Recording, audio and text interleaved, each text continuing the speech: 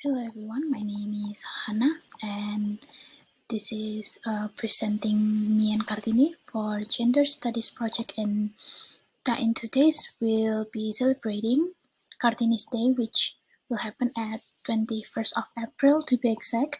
So I would like to pinpoint between Me and Kartini back then in Kartini's era during colonialism, which she wished that all women should be able to pursue education no matter what their privilege or not. When in colonialism, not every not everyone gets to pursue education, including women. It takes privilege, or whether you were born in a rich family, to be able to pursue an education. So Kartini lives in colonialism, and she was a privileged daughter that was able to pursue education, and she's also from Javanese Ningrat that also happened to be Islam in the religion. While on the other side, me presenting this presentation, my name is Hannah, a regular woman that comes from a regular and middle class family, also a college student who is able to pursue education as a woman in today's era, thanks to Kartini, where in today's society, education is much more easier to access, but the struggle of gender remains there. So, this presentation will be presented by me or Hannah from woman to woman and for women all around the world.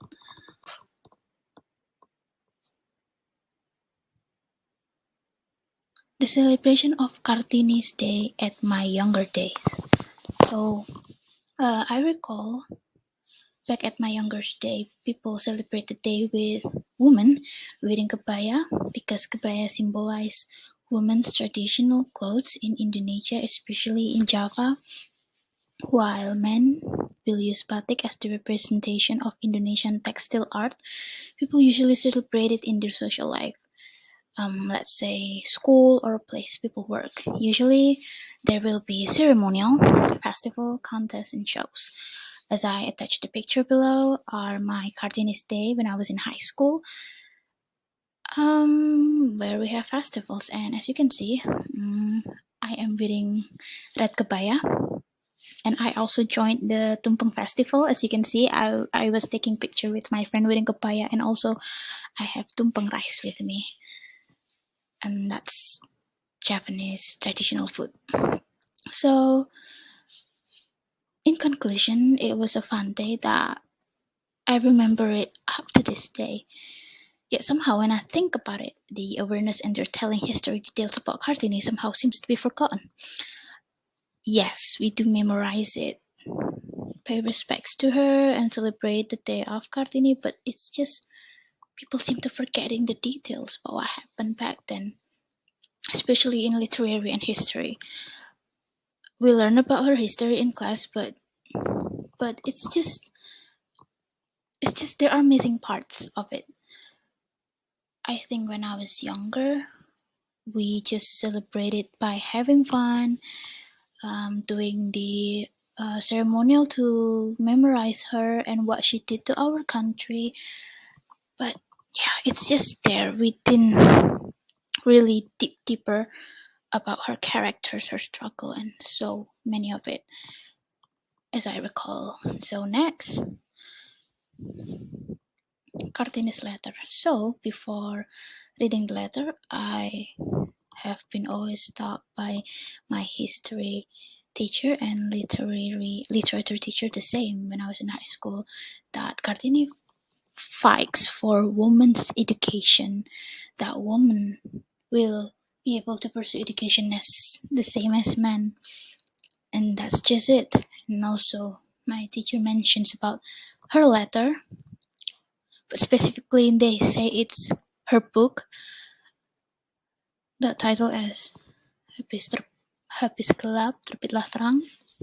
The teacher taught us that it was a book of her struggle that she voices out and writes to her fellow Dutch friends out there about how she suffers being a woman in Ningrat culture and her concerns. Just that, so yeah, she also wants women to also have the privilege of pursuing education. But after reading the letter back then when I was in class with this class in gender studies with Ma'am TV and other friends, my classmate, I realized that it is more complex than that. It is complicated. Um, I think it is more than just fighting for women's right in education. Kartini shows how Ningrat culture that holds traditions like need to bow down for her and kiss her feet. It doesn't really suit her. She feels uncomfortable with that, and she believes that woman, not woman, every human has the same rights. And she contemplates it and voice her will. And she also explained how the that people worship her like she is one level above human just because she is from Ningrat and that she has another privilege. She feels that all she cares about is how human helps and loves each other, human that doesn't forget where they belong and their identity.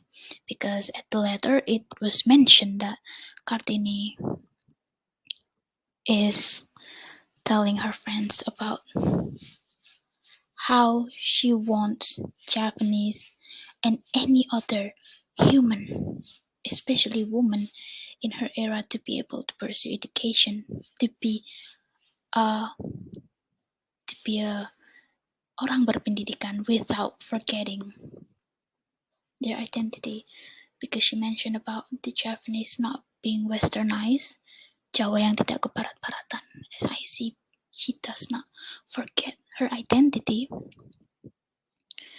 and she also express how she holds to her faith as a Japanese woman that holds Islam as her religion. She expresses how she believes at the power of Allah, God, and about the culture mixed with her religion because Islam coming in Indonesia and at today's society is more disamakan atau dicocokkan dengan budaya di Indonesia. And next, how film represents Kartini. I have watched these clips. Kartini in 2017 that was written by Hanung Bramantyo and Bagus Bramandi. I think this film represents Kartini just like how I imagine by reading her letters. It represents how she grew up in a privileged family and that people sometimes worship her way too much that she felt like this is not true. She wants human just to love each other and that all of the matters. It represents the letter. And gender issues prominent today I would like to discuss is how our country is not safe for women. There are a lot of issues for gender, especially as women. As you can see, it mentions about gender inequality in education, marriage, salary, and so many other things. But I would like to discuss here just one is that about harassment. I think this main concern that I would like to discuss has happened a lot, and people tend to forget it.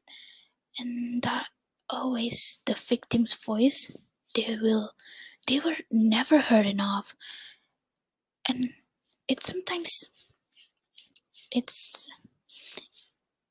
it bothers me that it can happen anywhere, even at the safest place you can think. It will happen. When you think about your home, your safest place, sometimes there are cases that family members raped or assault their other family members, and also in educational field like schools, college, there are also cases about this assault that happen in college, in educational field, and also working field. It happens anywhere, no matter what the victim's wearing, no matter what the victims doing, and the victim's voice, they're never heard. Sometimes they heard, but it's hard for the victims to, fight for their rights after getting assaulted. So, um, sometimes the other people have big power, so that the victims cannot do anything but just to suffer and having their trauma, because their opponents is having bigger relations and power, so that when it comes to court they cannot just pass it. So I would like to bring this news that the law for protecting victims of assault is now official. They were accepted by the government. It's RUU TPKS, so the people under assault, or the people that will do assault, will now be taken seriously. And I am so glad that it happened after so many years of people fighting for it. Celebration of Kartini's Day in my mind that I would like to do later on, or that I would like to implement from myself, is that I want to keep doing the dress code. I want people in Kartini's Day to use kebaya and batik as representations of Indonesia, but also to reread her letters. So after festivals and ceremony, people would just come in class for a while, having an hour discussions about her letters, and also perhaps watching movies about her. And after watching that and reading all that letters, teacher and student should have discussions about what they perceive from these letters and from Kartini's story. I think that would be interesting. And me and Kartini as a person and as a woman too, I would also like to implement what I can to my surroundings by I am actually a part-time tutor. I have students. My students are mainly kids and teens, and I would like to discuss and share and also learn together about Kartini, her struggle, her history, but in a more intimate way, since I'm a private tutor. Yeah, so that both man and woman would acknowledge her story and her struggles. And then moving on to that, I would also having a little discussion to my family or the people around me, let's say my friends or my boyfriend or any other person, when it comes to Kartini's Day, or just talking about discussion. I think it could also be an interesting topic. Yeah, I think that is all about me and Kartini. I hope that brings us good memories back then when Kartini celebration, and also to memorize what she did for us and what she did for our country. Thank you so much.